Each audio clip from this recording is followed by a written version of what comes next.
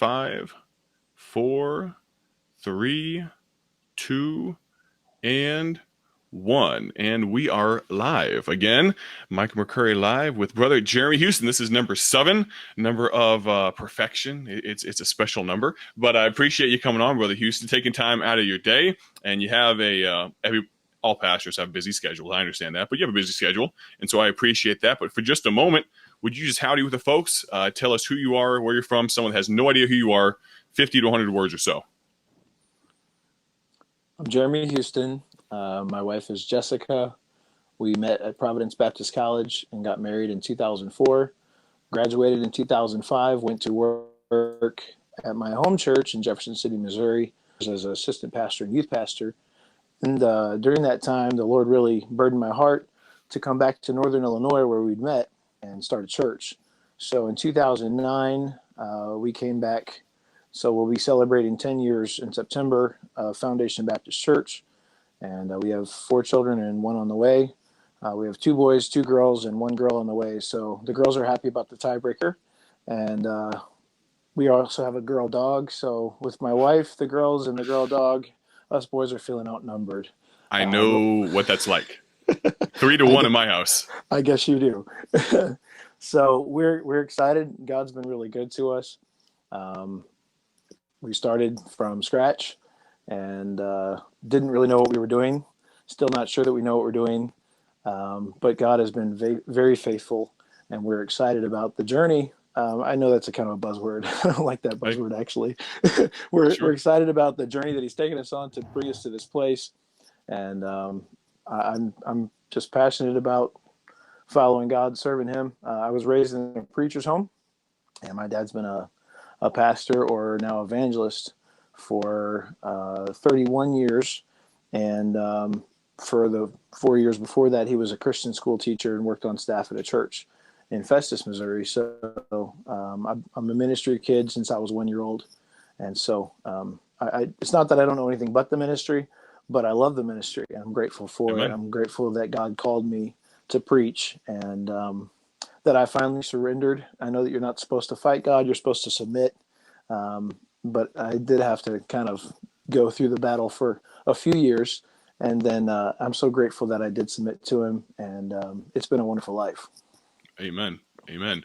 Now, not to jump straight into it, but I think both our mindsets, and it's kind of where we're both at mentally and mental space. So you just something you said there, you've been doing it for 10 years, still not sure if you know what you're doing. And it ties into a comment that you made on, I think, on broadcast with Brother Alvin or something like that. Calvin Allen, on Saturday, something about remaining teachable. One of the best qualities. That might have been that broadcast or another. Mm-hmm, but so that's awesome. I mean, you've been doing it for, now you're getting to double digits, and you're still like, I have no idea what I'm doing. I'm doing the best I can, but you're still willing to admit that, because there's a lot of first-year guys right out of Bible college that know exactly what they're doing, haven't been doing it at all. And so I did too at that time. Sure. I knew everything. I knew everything then. Right. So where for you was the break point when you realized, I don't know what I don't know, or did it super gradual process, or was there a cliff where you were like, man, I have no idea what's going on? Honestly, I don't. I joke and say that I knew everything at that point. Sure. I left Bible college. I was a missions major.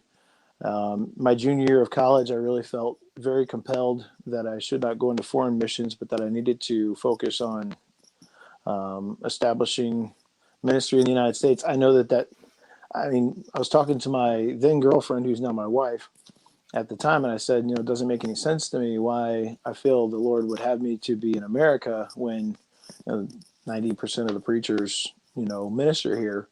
Why should I stay here? Why shouldn't I go to, at the time I was looking to go to Europe, and, why shouldn't I be involved in reaching out to people who've never had an opportunity to hear the gospel? And honestly, I don't know that I can give an answer to that, except the fact that the United States is like the world's 5th largest unreached mission field. When you take into consideration the number of people that live here, the number of people who don't claim any type of religious background at all, it's a huge mission field, and especially the Chicagoland area where we are. It's shocking to me that pretty much in order to get to an independent Baptist church that preaches out of the King James and has a biblical philosophy of ministry, you got to drive 45 minutes to an hour to find them in between. There's nothing in between most of those. Mm-hmm. And I'm shocked, to be honest, that Fairhaven Baptist College, Providence Baptist College, and Hyles Anderson College have all been in the greater Chicagoland area for all these years. And there's very few churches that have been started. I know of several that have been started probably from each place. Sure. But not enough. Sure. Not enough. We're talking about 9+ million people that live in the Chicagoland area. So our church is fairly small. Most of the churches that I know are smallish, and but we still got to reach people. And it's sad to me that, I mean, I'm grateful for the people in our church that drive 45 minutes to, 30 to 45 minutes to get to church. But they're newer Christians that, honestly, if they could have been reached 15, 20 years ago, it would have been great. Mm-hmm. And that's not, somebody's not going to drive 45 minutes to get saved, usually. And usually you're not going to have a soul winner that can go that far on a general, normal basis and get anybody to then get saved and then drive that far to get to church. I mean, when somebody's saved and when somebody is a lover of truth and wants to know that they're in a doctrinal church, they'll drive a lot farther. But it's sad to me that they have to. Right. Absolutely. Absolutely. Now, you mentioned the difficulty in becoming surrendered and just fully submitting. Was that before feeling possibly burdened with missions and international missions, or was that from missions transferring to home, we'll call it home missions, or whatever you want to call it? You're fine. No, you're fine. You were talking about remaining teachable and figuring out to go places, and I didn't finish. I was 8 or 9 years old, and I heard a good lesson and a story. It's kind of a tearjerker about missions, and I really felt burdened at the time to go into missions and felt the call to preach. But between being 8 and 9 and 12 and 13, we had a huge church split, and my dad was talked bad about. Our family went through a lot of difficult times, and so I just about age 11 or 12 just said, I'm not putting my family through this. I don't want to serve God if this is what it all entails. But what it came down to is God never did me wrong. Right. If people do you wrong, they're people. That's what people do. People are sinners. But just over time, as my parents prayed for me, and as I continued to listen to preaching, and honestly tried to remain teachable even during the time of rebellion, the Lord broke through.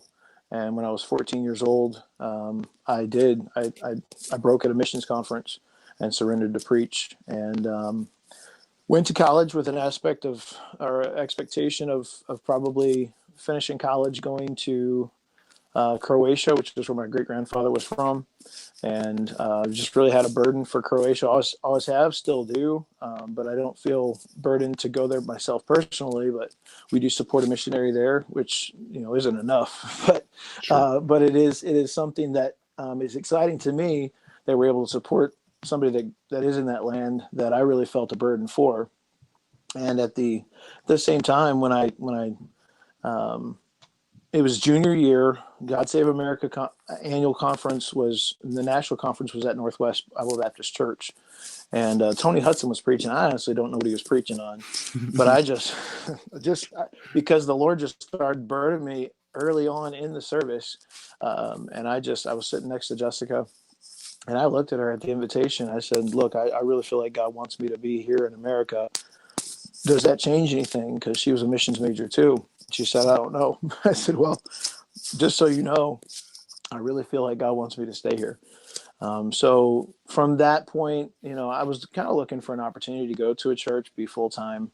And really, I mean, I felt like growing up in a pastor's home that I knew a lot of the challenges and the hard things. I kind of knew what I was getting into, eyes wide open, going into ministry. But I went and worked for my dad for free for a while, and then he put me on staff Still really low pay. But I worked on staff there at Central in Jeff City for 4 years. And then really just was burdened for coming back to McHenry County, McHenry, Crystal Lake, Cary, really the area that we're in right now. And we started praying to the end that the Lord would either send somebody else to start a church here, or that he would open up the door for us. And we did have some help. Quite a few people joined in and supported us. We probably never had more than a third of the support that we needed. I've been bivocational for now about 10 years doing that. I was also bivocational for a good portion of the time that I was in Missouri. But the aspect of starting a church from scratch, I think a lot of guys expect that they're going to be able to raise just as much money as they need. And really, in all actuality, it's really hard for churches to support a stateside church planter. I don't know if they just don't see the need. They look at America as, a Christian nation, or they see a church planter as somebody who can go out and get a job, and like a foreign missionary can't. Would I have loved to have been able to dedicate, all of my time to establishing an independent Baptist church in this area? Absolutely. But at the end of the day, I have a family. I have a group of people that, for the most part, up until recently, would not have been able to support me even close to as much as I need. And right now, the church did give me a pretty substantial raise going into this year, which is a blessing. But I'm still more than 30,000 less than the median income in our town. Sure. So it's just a very expensive area to live and minister. And so I'm grateful for all that God has done. But I don't know that I've ever learned everything that I need to do. I just go one day at a time and just let God lead. I'm kind of weird in the fact that I changed my prayer life a few years ago from praying for my will to just, Lord, I want your will to be done, and I want you to open up the doors that we need to walk through and show me where we need to go and what we need to do. And I've done my best, and I know we should pray specifically, but I've done my best over the last several years to just pray that I would just die to self, that I would allow his will to be the focal point of my life, and that I would stop asking him for things that I wanted. And really, since I started praying that way, things have just changed so dramatically. And, I don't know how many people we had yesterday. We have somebody who takes account. I don't ask. I found that numbers for me can be two things. I can either get proud or I can get discouraged. And really, there's not much in between. Right. And so I just do my best to just minister to who's there. I know that we had people out, people sick, people gone. We were down about 10 or 15 people in the auditorium. So when you have days like that, if you just want God's will, it helps. Sure. Then saying, I need to have a certain number of people. We need to have a certain number of an offering. We need to have, there's far too much that we put stock in that we can't do anything about. It's God that gives the increase. Mm-hmm. We can sow and we can go out to reap, but we can't reap what's not been sown. So we got to focus on sowing. And we also can't reap what's not grown. Mm-hmm. The sower went forth to sow, and he cast some on the stony ground. Some went on shallow ground. Some went in good ground. The point of the matter is, some of it didn't grow up. And, we're going to just cast out seed wherever we can and not be demographic about our church focus. A lot of people get too demographical. We just want to be doctrinal. We're not trying to reach a certain kind of person. We're just trying to reach people. Sure. And the Lord has blessed, and the people that he has brought into Foundation Baptist Church are just phenomenal. And he's done it. I've not been a overly good pastor. I'm not a guy that follows up on people a ton of times. I don't beg anybody to come to our church. I feel God's big enough. He's strong enough. He can put people there. By the way, I don't want somebody that's coming from another church that left there disgruntled to come in and bring a bad spirit. Maybe that's just being short-sighted. But I've found out something. One of the things that I did understand and that I do know now is that I'm not God's gift to anybody. and that I'm not a better pastor than the last one that they had. You know, and I think a lot of us as young guys, we think, oh, this person came out of a bad situation. They're going to come into this one. It's going to be Right. perfect for them, and I'm going to be a better pastor to them. And guess what? You're not. You know, you're human too. And you know, quick story. There's a lady that in our church. She's over 80 years old. She's our piano player. She fell on ice, broke her arm, got a concussion, went into a rehab center. Well, she got out on Friday. I mentioned on Sunday she was in the rehab center. I had communicated, I thought, with her some between then. I had texted her once, and she goes, I'm sorry. But she texted me back when I was already at church, and she goes, I'm sorry, but I forgot to tell you that I was home. So I'm up there telling everybody, please pray for Miss Doris. She's in the rehab center. And I got like 6 people out there shaking their head at me, like they knew that she was out and I didn't. I said, man, you guys are killing me. I'm supposed to know all these things. I'm supposed to be a good shepherd. The point of the matter is we all fall short. We all drop the ball. And I felt bad, but she didn't feel bad. She felt bad that she didn't let me know, and it's just one of those things where, Saturday I had a really busy day and I wasn't able to contact her and find out where she was or how she was doing. And I felt bad because as a pastor, you're supposed to know everything about everybody, but you sometimes don't. And so I just, I looked at my song leader and I said, well, that made me look really stupid right there. And he just kind of smiled and shook his head, yes, and got up and led the scene. So you just roll with it. And one thing that I've learned also that I think kind of, it's not an epiphany moment by any stretch of the imagination. One of the things that I learned is I'm going to have to be myself. I'm not a guy that's able to put on a show very well. Everybody reads me like a book. I've got some folks in the church that want us to go live stream, and I'm scared Sure. because I am just me, and I'm Sure. going to say dumb things, and you can't rewind it when you're on Right. live stream. Mm-hmm. And so I'm kind of resistant to that. I'm like, well, why don't we just video You're and on then a post it slippery slope later? coming on here, man. You're on a slippery slope. I know. Well, I'm talking about all my failures right now. My people might watch this later. Who knows? But the point of the matter is, I want to be more polished. I want to Sure. grow, but I'm going to put forth the effort to do it. Sure. But I'm also going to understand where I'm at and my Sure. shortcomings, and I've kind of just grown to learn that that's who I am. And I want to grow from here, but I also know that if I put too much pressure on myself to be something that I'm not, I'm just gonna be frustrated all the time. And honestly, I'm gonna come across as fake, and I Mm-hmm. don't want to do that either. So Right. it's not a win-win. It might be a Sure. lose-lose. Sure. But I've just found out that the Lord is bigger than me, and He can There you do a go. lot of things through my failures.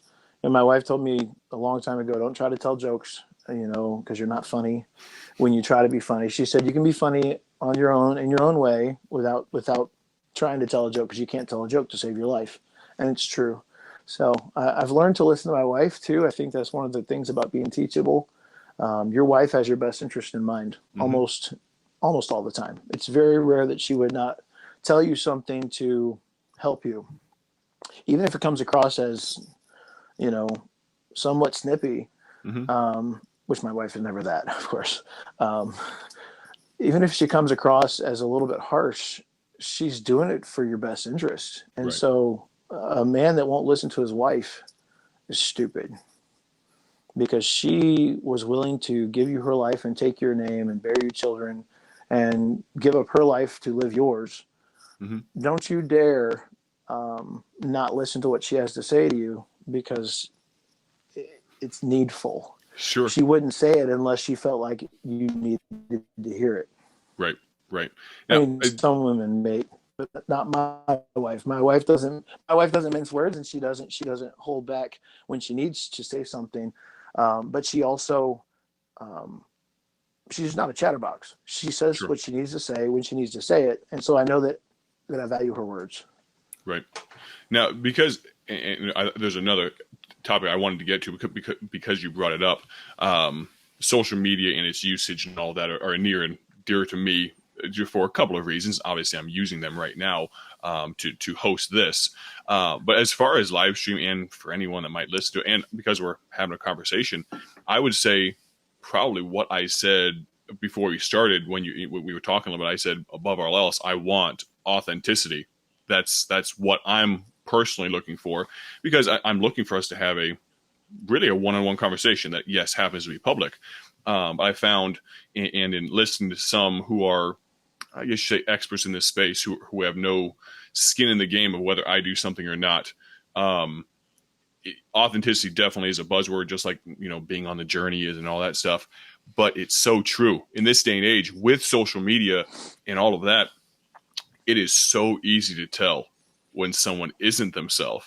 That a lot of times, if you're just true, even if it's unpolished and all that, it strikes a chord with people because it's true. It's who you actually are. Because if they want to watch something fake, they can watch The Bachelor, they can watch every other reality show and get that. But for real, you can't beat that. But what I wanted to get to was the question: when did you're 10 years in now, when did you change the mindset, or did you have the mindset from the beginning of, this is not a sprint, this is a marathon? When did you think, because you talked about, you thought it was going to raise money really quickly and it was going to, guns blazing. When did you realize that I might be here, well, God willing, 40 years if he allows me to, and I want my pinnacle to be at 40-year mark, not 5 years in and then all downhill from there? When did you make that switch? I think I knew that from the start.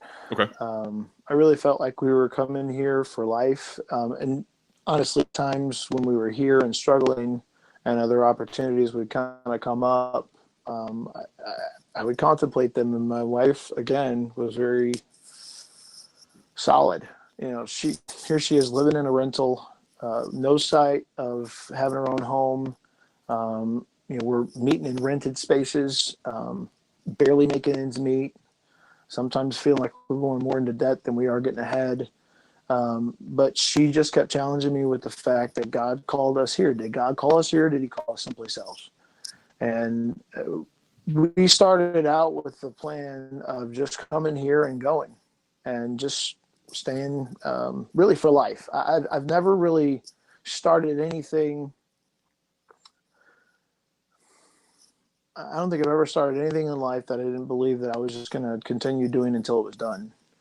And I don't know that this will be the only church I'll ever pastor, but that's my feelings right now. Mm-hmm. We just bought a house after being in the area for almost 9 years. We bought a house and we wanted to place roots. We want to be here. We want our people to know that we're here. I want people to know that I'm not looking over the fence. I'm not trying to find someplace else to go. I don't care how hard it is. God called us here, and God knows exactly where we are, exactly what we need, exactly how he's going to provide for a need. If it's God's will, it's God. And if we don't believe that, then who are we serving? Mm-hmm. I think too many times in ministry, we try to serve self rather than serve God. And we're trying to get ahead, or we're trying to climb the next rung of the ladder. That's not ministry. That's Right. not help. That's trying to help self. And Right. I don't have any desire, and maybe it's just growing up in the ministry, growing up with my dad in the pastorate. I don't have any desire to always be looking for something else.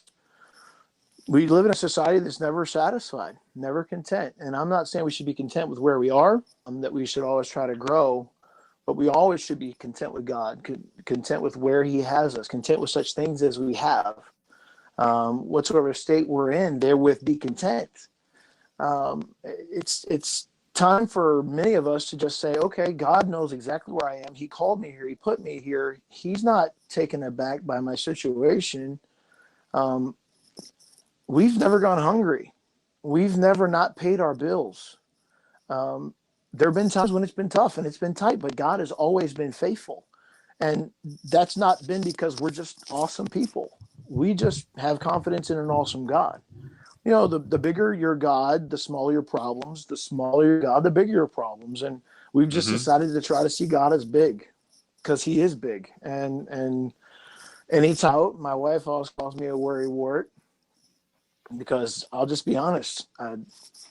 I'm there with anybody else. I struggle at times to have confidence that everything's going to work out. But anytime that I start to worry, she goes, "Come on, God," and she'll say stuff like, "Oh yeah, I guess God can't handle it, huh?" Right. Really challenges me and helps me in those ways, and it's been fantastic to just watch what God has done. We started here, and if we can finish here, we'll be happy. You know, I've never. My wife moved around a ton when she was a kid. They always lived in rentals until she was in high school, and she went to like 13 different schools growing up, and so she never really had the consistency rental. I told you last week that Jay Reed rented us his house for about 8 years Yeah. from Illinois to Georgia. He didn't sell his house, and so we rented it. But that was the longest she'd ever lived in any place in her life. And so, it was consistent for the first time really for her we'd always moved at least once every couple of years before. So we feel like, we want our kids to know that this is home. And home is where God's will is. If God calls me away tomorrow, I want to be willing to listen. I've always kind of, here's my worrying again. I've kind of always thought that, man, hopefully God will let us stay here, for all these years. But I've also thought, man, once we finally get everything up and running and everything's going pretty good, then it's like God's going to call me away. And I'm going to be frustrated because, man, I struggled so much, and here we finally got it. But God's the master. He's the Lord. If He wants me to go someplace else, He'll make it very clear. And He'll also, I believe, change us to accept that. But we're not planning on going anywhere. I'm Sure. excited about what He's doing, and I'm not looking to leave. So excited about, we bought a building at the end of 2015.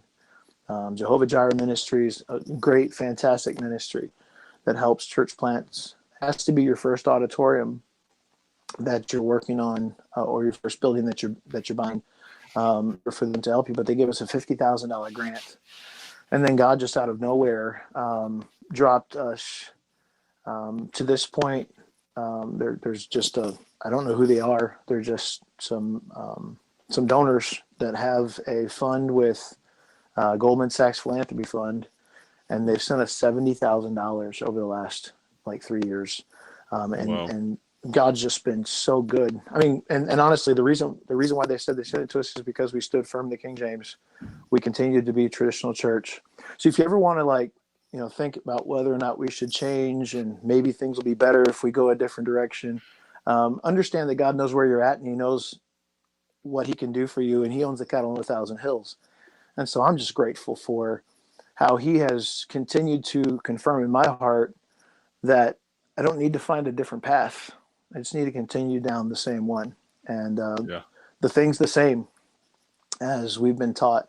And it's been exciting to me to just watch as He has provided, not because of the money that we got, per se, but I mean, it did help. But we paid our building off in 25 months. We renovated our building to the tune of $75,000, and we bankrolled the rest of it that didn't get given to us by Jehovah Jireh. I mean, the Lord has just done great things for us wherever we are glad, and that's our theme this year is great things, and that's our theme verse. He's done great things. We're glad, but we also know that great things He hath done, great things He will do, great things He hath Mm-hmm. taught us, great things He hath done, and great our rejoicing. And we're looking forward to more great things. And so 10 years, is it an accomplishment per se? Um, it's chalk it up to the grace of God.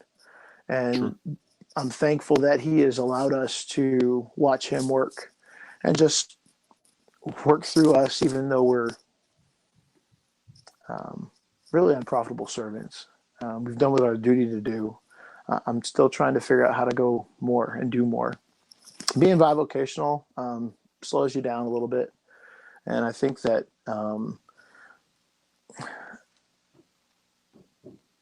there is a need for young men and ladies that have come out of Bible college that don't have a place to serve, to not stay in a big church, unless they go home to their home church. I think they ought to find a small church to go and serve in and labor in where they can make a difference, and not stay at the college church. I know that Mm-hmm. that's not always a popular opinion, because the college is invested in them. They feel Sure. like, well, if you're not going to go anywhere in ministry, maybe you ought to stay here and give back to the ministry that's invested in you. But they've invested in them to go out and serve. And I feel like some of the best preachers that I know served as a volunteer before they became full time, Right. and God blessed that. I watched Marty Montgomery worked for us for 4 years for free. I say worked. I mean, he worked a job, and really he just served in the church like a normal church member. I mean, he led singing, he taught the teen class, he helped to head up the soul winning, but he didn't do a lot more than what a normal. I say normal. It sounds bad. A layman would do, but he was in the ministry, and a lot of people gave him a hard time because he wasn't in the ministry, but he was. Mm-hmm. And I watched him leave here, go to Springfield, start a church several years ago. The Lord gave him a building from the start that they're paying. They're hopefully going to pay off within the next 5 years. He's seen the Lord bless in really fantastic ways, and I believe it's because he was willing to labor and give, with no expectation of return while he was here. Right. And I believe that God has blessed that. You reap what you sow. Right. And something I want to preface the conversation with, timely now. I feel like, and maybe you can remark on this. I feel like I hear so many stories, and I've known so many guys, the heroes of the faith from the last 30, 40, 50 years that you and I would both know names of, that tell us stories about just going to a place and starting a church. Like no deputation, no support. They just show up, and God made it happen, let it happen, and all of that. But I haven't heard any of those stories in the last 15 years, from the last 15 years for the most part. Now you mentioned you never got over a 30-year support. So if there's, if we're, apples and apples, it's pretty close. But as far as people just, but now I feel like we're in a different mind frame that you need to have, the 2, 3 year, 4 years of support, get your 100% and launch out, which I'm not saying is a foolish thing. I'm not saying that's a dumb thing to do, but what changed? Did the God in the 70s speak differently? Or are we not? Well, because I think one of two things. I'll Either, tell you what changed. go ahead. Can I tell you what changed? Yeah. We live in a post-Christian nation now. Hmm. Hmm. In the 60s and 70s, a lot of people were raised with moral values, with Sure. Christianity as their background. Since the hippie era, more and more people were raised with no biblical background. Sure. And so 80% of people do not have a meaningful relationship with any type of church. Mm-hmm. So I don't think that was the same in those days. I think Okay. that there was a lot more of a Christian value in the nation.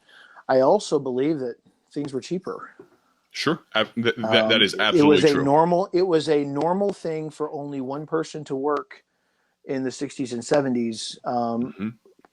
Fast forward into the 70s, 80s, 90s, it became very much more needful, based on the economy, for a two people in a family to work to make ends meet. It's the double income. And unfortunately, that has driven up the price of what we do. Mm-hmm. Rent in this area is like $2,000 for a house, Right. or more. The my taxes this past year were almost $7,000. You take that into consideration. You tell me how you're going to make that up in a monthly basis. Right. An extra $600 a month. How do you come up with an extra $600 a month just for taxes? Right. Plus utilities, plus food. Food is astronomical.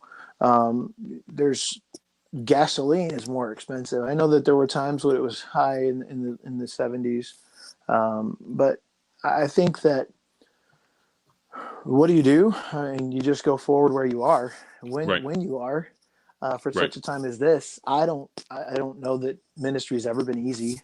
Sure. I think that there's always been challenges. Mm-hmm. I do believe that I do believe that you can still go out and start from scratch, but Hmm. we have people that really expect nicer buildings these days. I Right. know it sounds terrible, but you can go in the mission field and start a church under a tree, even today. Hmm. I know of missionaries who do. Hmm. Um,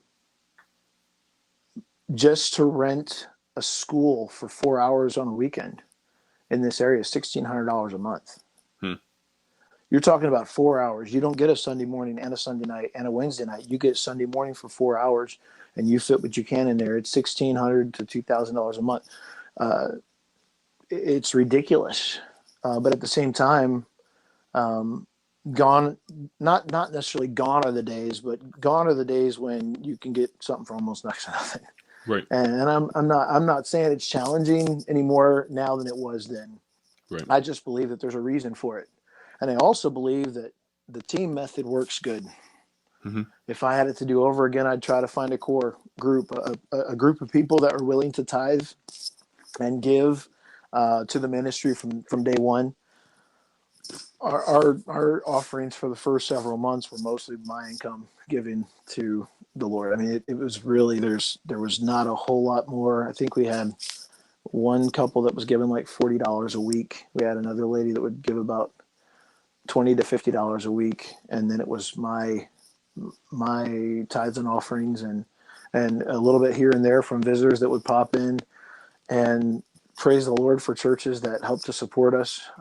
Northwest Bible Baptist Church gave us $700 a month for our rent for 2 years. And Amen. that honestly, we would not have made it if we had not had the help that we had.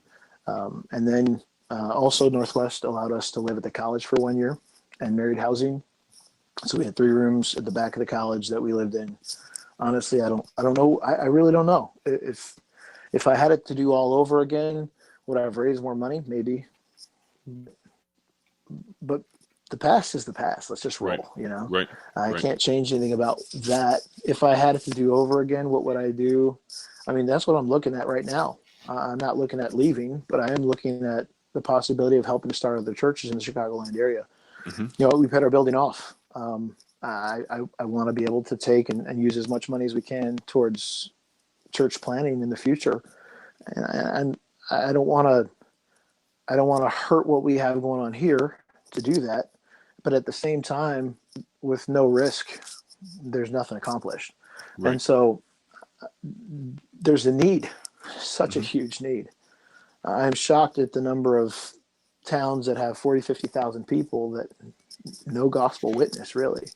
I mean, there might be somebody there that's maybe telling the truth of who Jesus is and what Jesus has done for people. But as far as a doctrinal church, they have nothing. And Right. it's scary because you're talking millions of people that are on their way to hell. And seemingly, most churches in America don't care. Right. That sounds harsh. But when we were trying to raise funds, had a hard time getting anybody in the state of Illinois to even give us any money to go to Chicagoland. You know, Hmm. if Illinois doesn't know that Chicago's got a problem, then why should the rest of the nation care? Right. I'm being honest. Why should the Right. rest of the nation care? I mean, Illinoisans know that all the problems in the rest of the state usually stem from Chicago politics and a lot of the issues that come out of this area. If they weren't willing to invest in a church plant, then who is? And that sounds maybe um, a little bit weighted, but I had a tough time finding churches in Illinois that wanted to get behind us financially. They said, "Well, we're Hmm. praying for you," and I appreciate it. We needed every prayer that we got, and we still need every prayer that we get. Um, but it would have been nice to have a bunch of them that would have said, "You know what? We need to do something so that Chicagoland doesn't go to hell." Hmm. And that maybe is frustration kicking in and talking right there.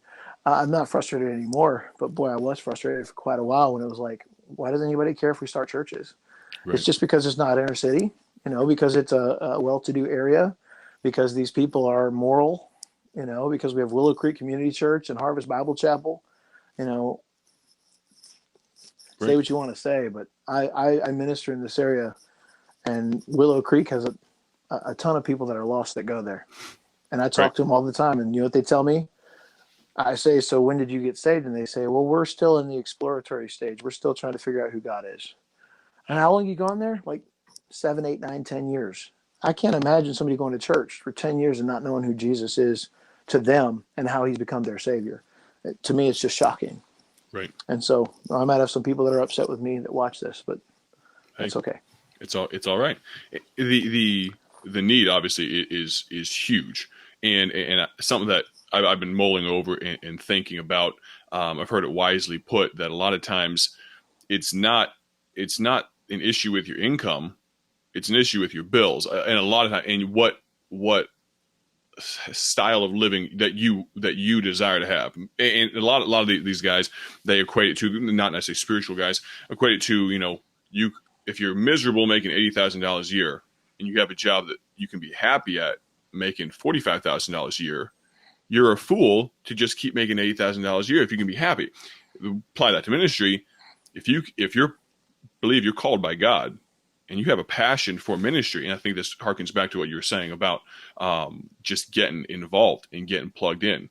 If you are happy in the center of God's will, peace in the center of God's will, making this many dollars a week, doing what God called you to do, then you might want to consider that. Because it's a very individualistic thing. I understand that. Do what God wants you to do. They're going to have to make. They're going to have to make money somehow to provide Sure. for their families. Right. I don't Right. expect anybody to come. I would expect anybody to come here and work for us and honestly just donate their time if they weren't even able to find a job. I mean, we're going to have Sure. to. We're going to Right. have to provide Right. for our families. But I do believe that it would behoove any young man that's not got a position to serve in. I mean, I went back and worked at Central Baptist with no place to live, no income. And did I pay my way through Bible college? Yes. So I paid those bills. And I know that everybody says that they paid their way for their degree, they should get paid as soon as they come out. There's not enough ministry jobs available with pay for the young men coming out that have no experience. I'm just being honest. You have experience only in Bible college. You need to probably find a place to get plugged in. And that can be at a large church, but a lot of times at a large church, they've already got people filling the needs and the roles that you could play elsewhere. And I think it's very important for a young man to say, where does God want me? Not where does my budget want me? Where does my current situation keep me? Where would God want me to serve, and in what way could I serve? Because ministry is service. Right. The greatest among you, let him be your servant. Jesus was homeless. I know that nobody likes to talk about that. Jesus did not have a place to lay his head. He said, foxes have holes, birds have nests. Now, he had places to stay. He had friends to stay with. But Jesus didn't have a focus of his income going towards his earthly needs. He had a garment. He had disciples, and they had enough money to eat a lot of times. And he would perform miracles so that other people could eat around them. And I know we can't perform miracles, but at the same time, we've got the same God. We got the same God. We got the same God that Joshua had when the sun stood still. We got the same God that David had when Goliath fell. We have the same God that Daniel had in the den of lions. God hasn't changed. I'm the Lord, I change not. So if he hasn't changed, who's changed? Right. Yep. Did Isaiah, Jeremiah, Ezekiel, did those guys have a salary? Did somebody pay them to do what they did? Paul was a tent maker. He said, you should have supported me, but when you didn't, I was not chargeable unto you. And this I did for the gospel's sake. So since when did we become professionals? Why do preachers, that's what the world looks at us as professionals. And honestly, once you've been in it for a while and the Lord's blessed and you're able to make some money serving others, there's nothing wrong with taking care of your family. I don't have any problem with a man that makes enough money to live in the area that he ministers in. Why would I not want the best for him or the best for my family? But at the same time, we didn't come here with that expectation. We came here with the expectation to serve, to give, not to be given to. Jesus said, even as the Son of Man came not to be ministered unto, but to minister and give his life a ransom. Our job is not to be taken care of. Our job is to take care of others. That's our role. Should they minister to us in carnal things as we minister to them in spiritual things? Absolutely. I would never say that a church should not take care of its pastor. I believe a pastor should be taken care of just as well as anybody else in the church. And maybe that sounds bad, but that's the truth. Mm-hmm. He has given of himself to minister to them, and they should also give of themselves to minister to him. But at the same time, that's not why we went in the ministry. If that's why you went in the ministry, you went in the ministry for the wrong reason. We're not professionals. We're servants. Right. And I like to tell my people this: if I'm a servant of the servant of all, then I'm a pretty low servant. Jesus made himself the servant of all. And if I'm servant of him, then I'm just a servant of a servant. There's Right. nothing special about me. And there's nothing special about any of us except for what God's done for us. And so it's been good. I was talking to another preacher not that long ago, and he said he thinks it was really good that God let him struggle early on in his ministry because he was too proud. And I believe the same thing for myself. I don't know that thought I was proud. I don't think any of us think we're proud, but I think that a lot of us have an expectation that God's going to do something great with me. Because man, look at my upbringing. Look where I've come from. Look what I've done. Look at the places I've gone. This is the college that I went to. You know, these are the people that I've rubbed shoulders with. You know, God's really going to do something with me. God doesn't have to do anything with any of us. It's a blessing. It's mercy. It's grace that He does anything with any of us. And so I am grateful for what He's done for me. And I'll be honest that the longer I'm in it, the more I expect nothing, because I've learned really to try to be content. And does that mean I'm not going to receive a raise from my people? No, that doesn't mean that, because my family still needs to be taken care of. Does that mean that I'm not going to want to be full-time in ministry at some point in my life? I'd love to be. But I'm also not going to hurt my family on a financial level just because I have to have that status of I'm full-time now. Right. I've tried that before. I've been there a couple times. I've quit jobs before thinking that I was just going to be able to be full-time, and God has other plans. And so we just need to follow Him and trust Him, because He's in control. Yeah. And Yeah.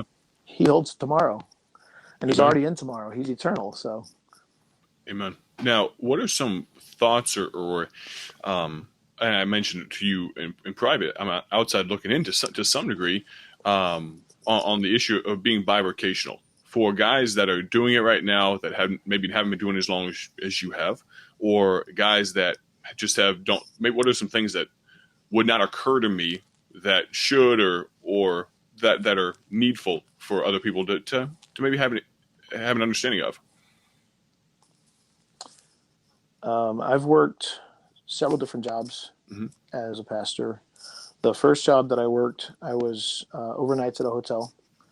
I worked third shift as a night auditor. I did that for 20 months. I did teach at Providence Baptist College for 5 semesters. I'm not sure they didn't need me anymore. I worked landscaping. I worked as an occupancy inspector. Drove hundreds of miles a day and didn't make enough money doing that. Really, it hurt my family, really, and hurt my ministry. 40, 50 hours a week, driving around and taking pictures of houses that, didn't pay enough. And then for the last 5 years, or four plus years, I've been a school bus driver. And it's been the best second job that I've got, but I still work 32 plus hour weeks. So people that think bivocational ministry is just, it's easy to do, don't understand the time crunch. I've got a wife. I've got 4, almost 5 children. I've got a church to pastor and people to minister to, and I'm working 32 hours a week as a bus driver. Does it work conveniently because it's early mornings? Yes, but the mid-afternoon does not work conveniently for anybody. But in order to be a bus driver, you have to work both schedules. And so it's a split shift. You have the middle part of your day from, say, 9:30 to 1:30 to do ministry things, but trying to fit in 6, 7, 8 hours of ministry and more, while also ministering to your family and doing business that, you're in ministry, you understand the constraints of time and what that all entails. It's maybe, I don't want to say it's hard, because That's what I do is probably way easier than somebody on a foreign field, really. Who, I mean, I've learned recently of how much money people spend on just visas and stuff on a normal basis on the mission field, and I go, wow, how in the world do you do that? So there's a lot of more. Everywhere is difficult. Every type of ministry is serving, and we're not suffering. I mean, if we suffer with him, we'll reign with him, and so maybe we want to be suffering, Right. but at the same time, we're not really suffering when it comes down to it. We're not fighting some of the battles that people have fought over the years. I'm not saying that those battles aren't away. I know that America is becoming more and more socialistic and antagonistic toward the gospel and the truth of the Word of God. But God has been good. Is it a challenge? Sure. And time management is probably my biggest problem. I've got to get better at it. But also at the same time, after doing this for about 10 years, I've kind of figured out how I minister and how I can help people. And my people are very gracious. You know, if I'm driving a bus, they understand. And I'm driving the bus so that I can be here to pastor them. And I believe that they see that as a investment in them. It's not just that I'm taking care of my family, I'm invested in the church. And so it does change the dynamic of what we can do. It's not like I can just drop everything and go, make a hospital visit because somebody called me. I have a schedule to keep that is not just a church schedule. And I think a lot of people, when they look at investing in church planners, they don't take into consideration that really this church planner is going to do exactly what they're doing in their ministry, and at the same time have to try to make up another 4, 5 Right. that maybe it's because some people are in rural areas and they just don't understand what it takes to do church ministry in a urban area. Some people would say, wow, you make a lot of money, your church taking care of you, but it's 30,000 less than the median income in our area. Right. that the church pays me. Right. So I've got to make up that difference. There's still the cost of living. And so we do our best to live frugally and cheaply, but I do have 4 children, and I have a couple kids in a Christian school. Christian school is a blessing. They give us a good rate because I'm a pastor. Kids go to Northwest in Elgin. They've been a huge blessing to us. But at the same time, it's not free, and nothing's free. Everything costs money. And so ministry doesn't really cost. It pays. It pays to serve Jesus. It really does. But at the same time, you do invest. And we realize that our investment is eternal, more so than temporal. And at times we have to be okay with the temporal investment, understanding that it may not pay a lot of dividends in this life, and I'm okay with that. But I want to know that God has been pleased in my service, and I want to know that someday those that have invested in our ministry will also receive an eternal reward. And I had somebody that wrote me a letter one time, and it was kind of harsh. And I wrote him back and I said, I'm sorry that we've not been what you wanted us, that we haven't accomplished as much as you thought we should have accomplished at this point. I said, and I appreciate your investment in our ministry, and I can't wait till someday you can get an eternal reward, because I don't want it, but someday eternity awaits, and I'm looking forward to that. Amen. Well, on that note, speaking of higher things, I think that we are sitting right on close to an hour or so. And for those that have followed along at all, my wife actually is starting radiation today for the remainder of the tumor. Praise the Lord. Everyone that knows anything about with the type of radiation, all that, say it's not a piece of cake, but the hardest thing to some degree is the daily grind of just going every day and all that stuff. So I continue to appreciate people's prayers, those that are listening in. But we have that appointment here shortly, and so I kind of have it hard out. But Brother Huston, I greatly appreciate the time. Speaking of working 32 hours a day, just add an extra hour to your weekly schedule here. Subtract an hour from your schedule. So I appreciate that. But I hope some of what was said was a help to guys coming out of Bible college, guys that are in ministry, whether bivocational or not, guys that are grinding for the Lord. And I appreciate it, man, and appreciate your friendship.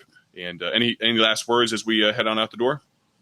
I do before we get off. I just want to Sure. say it's been a blessing to serve God. I don't want Amen. anybody to hear this and think that I'm complaining. I'm not complaining. God's been so good, and Amen. in my wildest imagination, I would not have dreamed what all God has done um, with so little.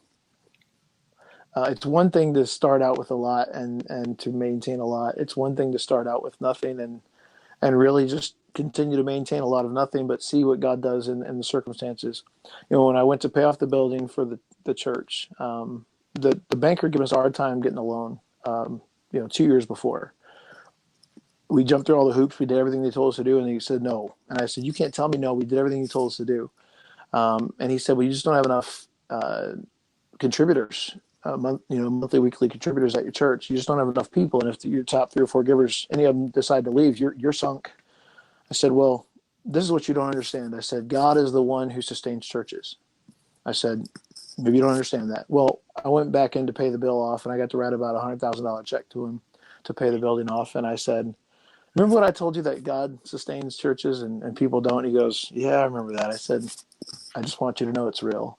And so I have been so grateful to see what God has done. It's not the people that he sends us, although people matter, but it's God, and we want to live to please God. And so I didn't want to sound like I was complaining at all. I'm very content. I'm very happy with what God has done for us.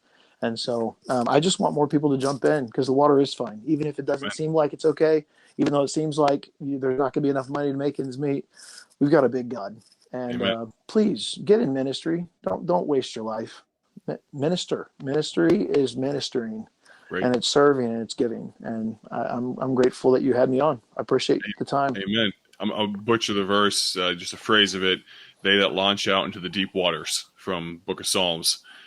And I was talking to Pastor Grimaldi about it I heard a message from that passage. Those that launch out, they come back and they have some great stories. But the guys that are sitting on the dock, they wish they had those stories, but they never will until they get in the boat, set the sail, and get going. So I love that. True. A great way to end it. Just get out there. I mean, what's the worst that happens? You drown, you get to heaven. That's about the worst that happens. So it's all good. Amen. or God or you're bless you, fixing, Micah. We're or praying you're for your fixing family. or you're fixing tractors for the rest of your life. But it's all good. Awesome, man. It's We'll true. talk to you very soon. I appreciate it. Thanks so much. God bless. Take care.